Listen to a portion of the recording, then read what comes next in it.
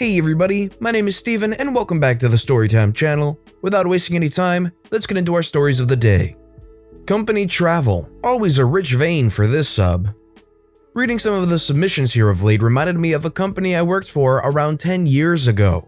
I was an IT tech. This company had factories in 3 corners of the UK: Southampton, Newcastle upon Tyne, and Belfast, as well as more factories and offices around the globe.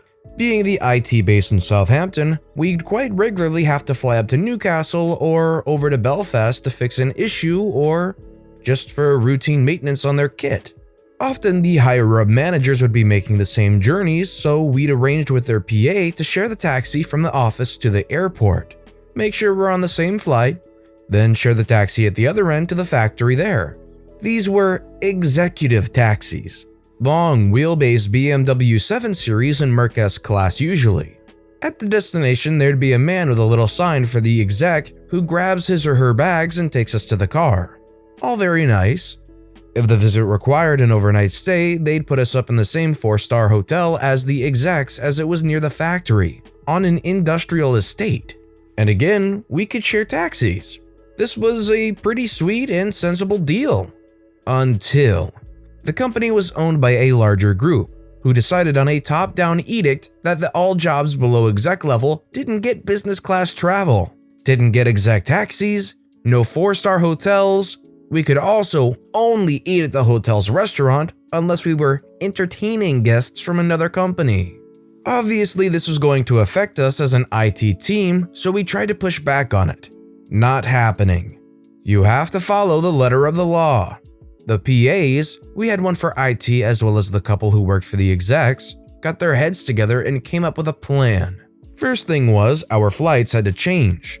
We were previously using an airline which operated small aircraft in a business class only configuration. They left Southampton at around 8 AM, meaning we'd arrive in Newcastle ready to start the day's work. The return flight started at 18:30ish, meaning we could leave at 5 and get home in time for dinner. The only other option was a commercial airline. This flight left mid-morning, and because it wasn't business class, it took longer to get through security, etc., meaning we had to present at the airport at 9ish for the 11:15 flight, not arriving in Newcastle until lunchtime. Wasted half a day working right there. Rather than sharing the executive taxi to the airport, with which we had an account, we were to stand on the street and hail a hackney, which turned out to cost nearly twice the pre-booked exec option. The return flight departed at 15:30, so unless you only had an hour's work to do, you now had to stay the night somewhere.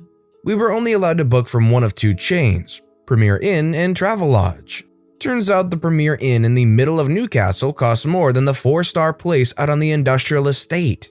Plus, now I've got places to go out, and a much longer taxi ride from the office.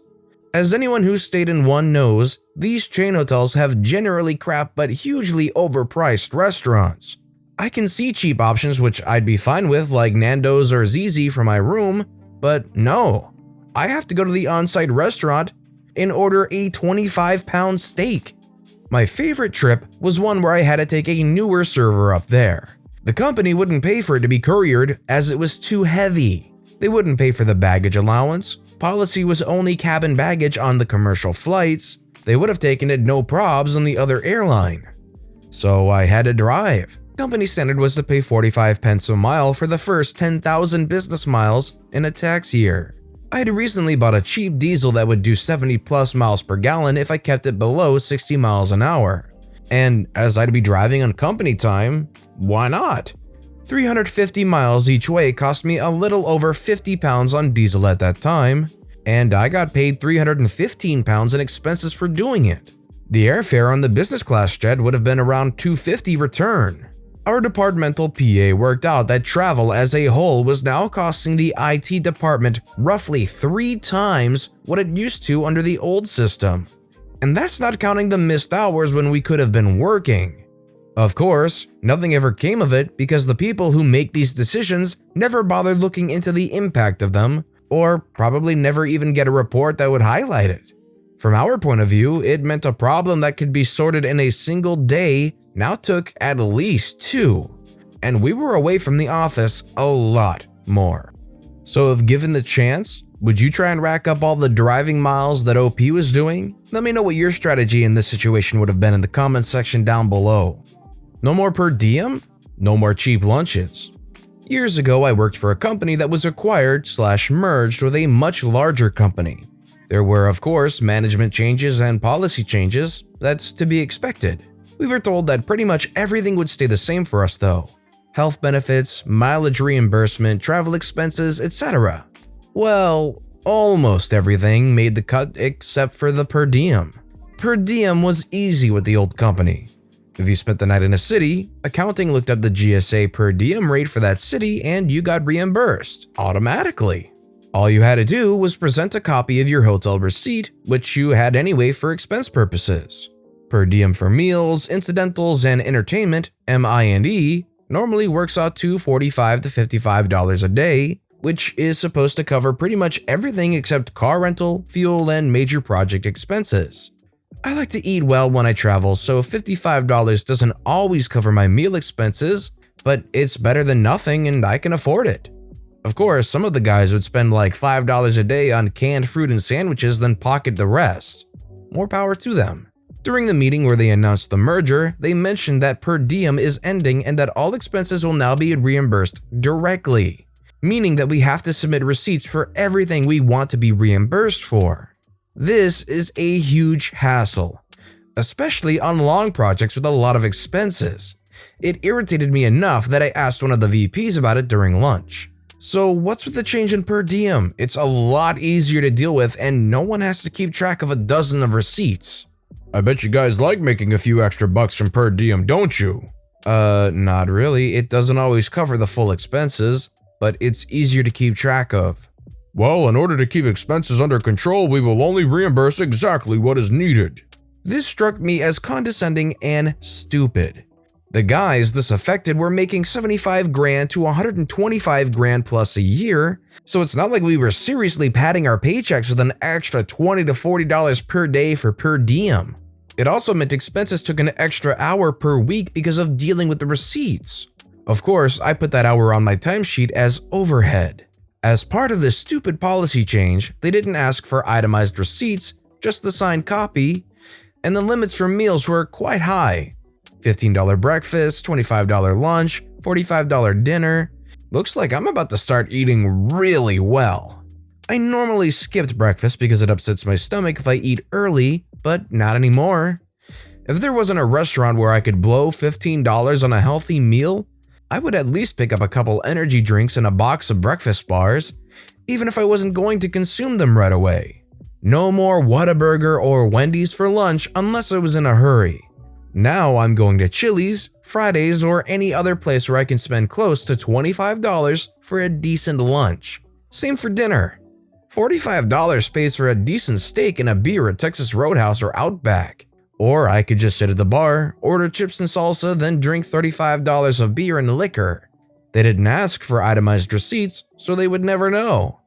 Now they're paying out close to $85 a day just for meals, plus dry cleaning and whatever else I had to buy while traveling, not to mention the hour or two I have to waste submitting receipts every week.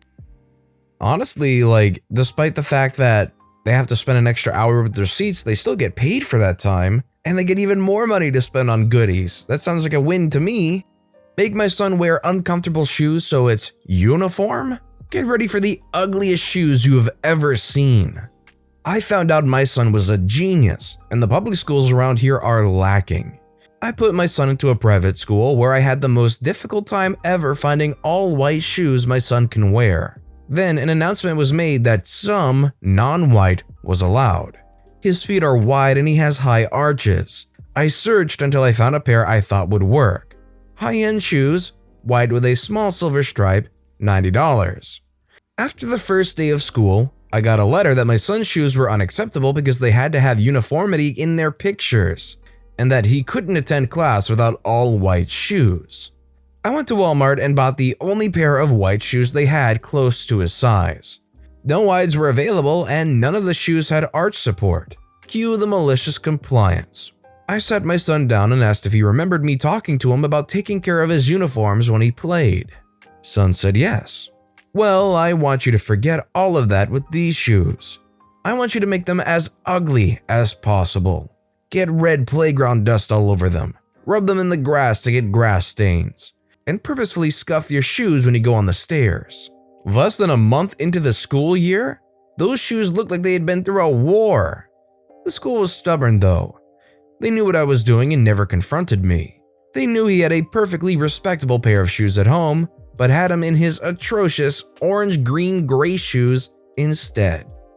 Honestly, I'm surprised that the school didn't freak out and say, "Oh, well, you can't have these extremely dirty shoes here either. They need to be clean, respectable, all-white uniform shoes."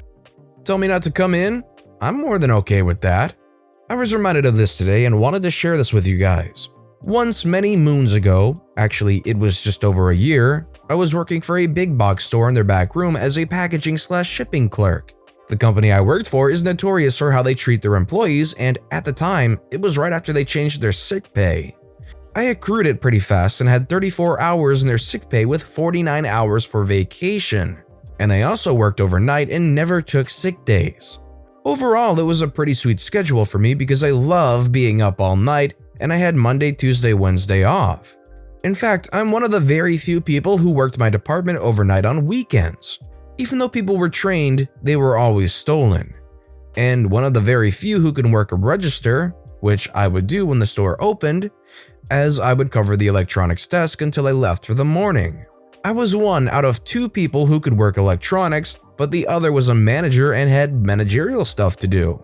Alas, we come to my malicious compliance. I hurt my leg. Plain and simple. I was able to deal with it in my department because we had wheeled stools, so I kept my leg on it and had somebody do my heavy lifting. They were sympathetic and it was Saturday, so the plan was I would rest up and hopefully it would be better by Sunday evening. At least, it was fine until I got called to electronics. I asked for a stool, but I was told they couldn't accommodate me because I got hurt off-property/shift. Okay, that's fine. The assistant manager then started saying how it's unprofessional for me to sit on the job, and I just can't be doing that. They even pulled the, "if we did it for you, then we'd have to do it for everyone." Finally, she told me, "If you're injured, use your medical leave and call out." Wow. Okay, I know she's new, but if she's gonna say that, then I will. So I told her never mind about the stool. By then it was 30 minutes until I had to go anyways, and that I'll manage. As soon as I got home, I called out. I rested on my couch all day playing Persona, and then I rested for the next 3 days, and then for the heck of it I called out on Thursday because my leg still had a little bit of pain, which was more than easily manageable, but I like spiting people. My department got super backed up, she had to cover electronics for me, my department manager was upset over the backlog, and I got to spite my poopy assistant manager just for the fun of it. If they're gonna be cold and uncaring and they're probably violating some kind of employment rules and regulations of some sort, then I think OP is totally justified to call out and use those hours. What? It's in the uniform guidelines. Many years ago, when I was driving cabs, the company supplied shirts and had guidelines that the pants had to be navy blue or black, shorts or long pants or skirts. All good so far. Except that one driver of my acquaintance wanted to wear cargo pants. One of the road supervisors saw him and said he had to wear what was in the handbook. The driver said that they were black pants. What more did he want? Apparently, cargo pants were too long to be shorts and too short to be trousers, so he had to change them. If he didn't, he'd be taken off the road until he complied. Fine, said the driver. On his next shift, he presented wearing a black knee-length skirt with the cargo pants underneath. Predictably, management hit the roof. What the heck did he think he was playing at, etc., etc., etc. Well, he said the handbook did not specify that skirts were only for women to be wearing. After all, if women could wear trousers, men could wear skirts. They looked at the handbook. It did indeed fail to specify which gender was to wear what, but then they pointed at the cargo pants. What the heck was that about, they wanted to know. Oh, he said, that's my underwear. There's no specification anywhere in there about what kind of underwear I can wear under a skirt. Now, I'd like to say they caved in and let him wear the cargos. In an ideal world, that would have happened. But he did get to drive like that for about 6 months while they tried to figure out a way to stop him from doing it, without actually going to the trouble of printing up another employee handbook. He even made it into the papers. Eventually, they bit the bullet and had the employee handbook reprinted in its entirety at company expense. The relevant section now specifies that men can only wear pants that are either trousers or shorts and not cargo pants, and that women can either wear those or skirts. On the day they handed him the freshly printed handbook and told him to take that dang skirt off, he handed in his resignation, quit cab driving, and got a job doing something else. He'd been intending to pull the pin for a while, but he held on long enough to force them to follow through. It was not a good time, PR-wise, for that company. I'm quite proud of the guy sticking all the way out until he forced their hand to actually finally change it, and then revealed that he was leaving anyways. But with that being said, that's all the stories we have for today. So what I want to know is, which of these stories was your personal favorite and why? Let me know which story was your personal favorite in the comments section down below. And thank you all so very much for watching and listening to the Storytime channel. If you haven't yet, please consider subscribing and don't forget to turn notifications on so you'll never miss an upcoming video from the Storytime channel. Thank you all again for watching and listening to today's stories on the Storytime channel.